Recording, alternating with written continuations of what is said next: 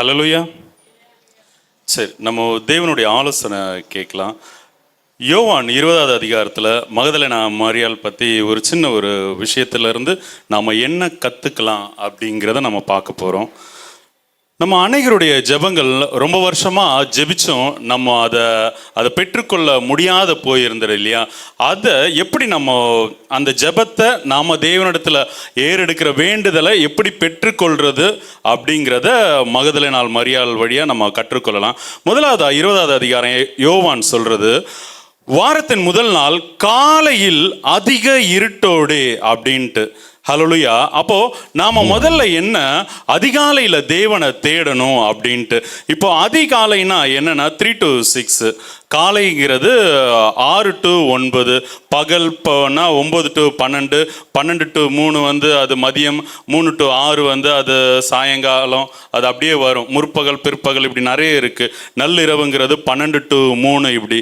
நீங்க தேவனிடத்துல ஜெபத்தை ஏறெடுக்கணும், அதிகமான காரியத்தை வேண்டுதல்களெல்லாம் ஏறெடுக்கணும்னா அந்த மிட் நைட் 12 to 3 இந்த எனக்கு என்ன கேட்டால் 11:30 இந்த ஒரு 2:30 மணிக்குள்ள நீங்க வேண்டுதல்களை எடுக்கும்போது அவருடைய செவிகள் விரிவா திறந்திருக்கும். அதே மாதிரி யாருக்கு அவர் பேசுறத நீங்க கேட்க விருப்பப்படுறீங்க, ஆசையா இருக்கும், ஆண்டவர் என் கூட பேசணும் அப்படி நினைக்கிறவங்களுக்கு இந்த 3 to 5, 5:30 இந்த நேரத்துல அவருடைய சத்தத்தை வாஞ்சிக்கிறவங்கள அதிகமா கேட்கலாம். ஹல்லேலூயா, ஹல்லேலூயா.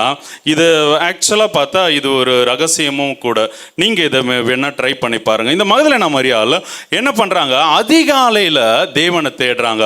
உங்களுடைய ஜெபம் கேட்கப்படணும், உங்களோட ஆண்டவர் நிறைய காரியங்கள் சொல்லி தரணும்னா நீங்கள் இருட்டோடு எழும்பி ஆண்டவர் சமூகத்தில் உட்காரணும். ரெண்டாவதா இங்கே பாருங்க, இயேசு கிறிஸ்து அங்கே இல்லைன்னு இவங்களுக்கு தெரியுது இல்லையா?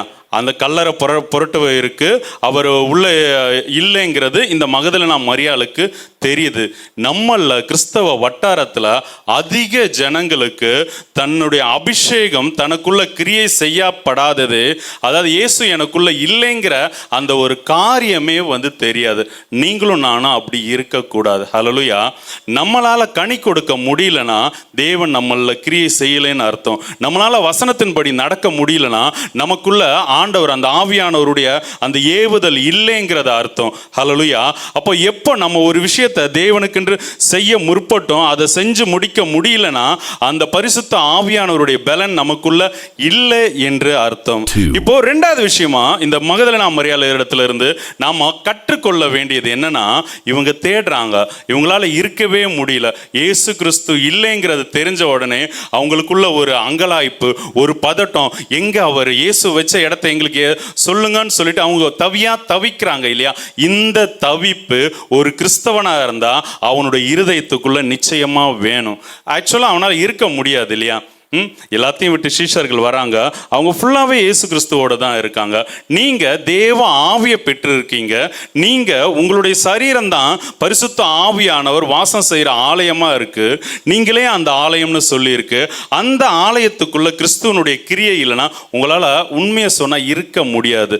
உங்களை ஒவ்வொருத்தரையும் எழுப்பி விட்டு இன்னைக்கு ஆண்டவர் உங்க கூட என்ன பேசினாரு, என்ன உணர்த்தினாருன்னு கேட்டா உங்களுக்கு தெரியாது இல்லையா? வாட்ஸ்அப்பில் வந்து ஒரு வசனத்தையோ இல்லை காலையில் ஏதாவது ஒரு ஊழியர்கிட்ட பேசும்போது உள்ள அந்த வசனத்தையோ தான் சொல்ல முடியும்.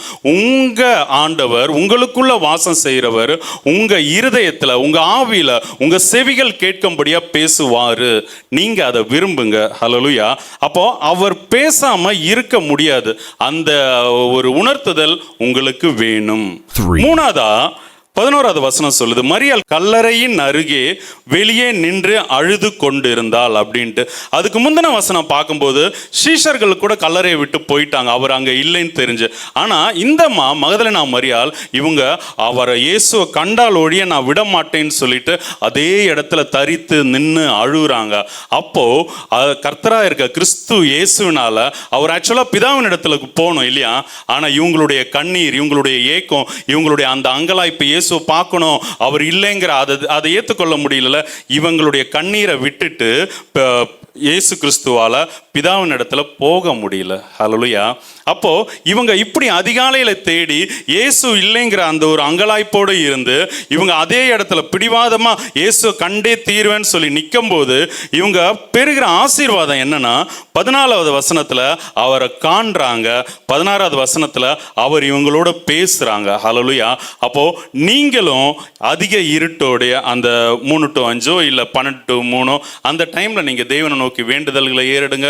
இல்ல அந்த 3 to 5 டைம் நான் சொன்னது, நீங்க அதிகமா துதிங்க, சந்தோஷமா எல்லா நன்றியும் நீங்க அவருக்கு செலுத்துங்க, துதிங்க, பாடுங்க, வசனத்துல உட்காந்து தியானமா இருங்க. அவர் பேசுற சத்தம் லிட்டரலா உங்களுக்கு கேட்கும் இல்லையா? அது கேட்கும் போது உங்களுடைய ஆவி உயிர்ப்பிக்கும். உங்க ஆத்மா தேவனிடத்துல உங்களை எதுக்கு அழைச்சாரோ அதை பற்றி கொண்டு வாஞ்சையா பின்தொடரும்படிக்க அது ஏவுதலா இருக்கும். இங்க பாருங்க, இவங்க நினைச்சதை சாதிச்சிட்டாங்களா?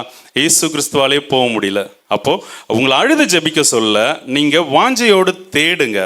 ஸ்கூல் முடிச்சு ஒரு 10 நிமிஷம் லேட் ஆயிடுச்சுன்னா உங்க குழந்தை வரலன்னா எப்படி அழுவுறீங்க இல்லையா? ஐயோ என்னாச்சு ஏதாச்சு, ஃபோன் எடுத்து எத்தனை பேருக்கு ஃபோன் அடிப்போம் இல்லையா? நான் அப்படி அடிக்க மாட்டேன், மற்றபடி பொதுவாக சொல்கிறேன் இல்லையா? ஒரு 20 நிமிஷம் ஆன உடனே நம்மளால் இருக்க முடியாது.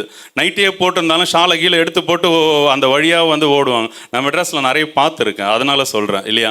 ஆனால் தேவன் நமக்குள்ள பேசலைன்னா அந்த எண்ணம் வந்திருக்கா?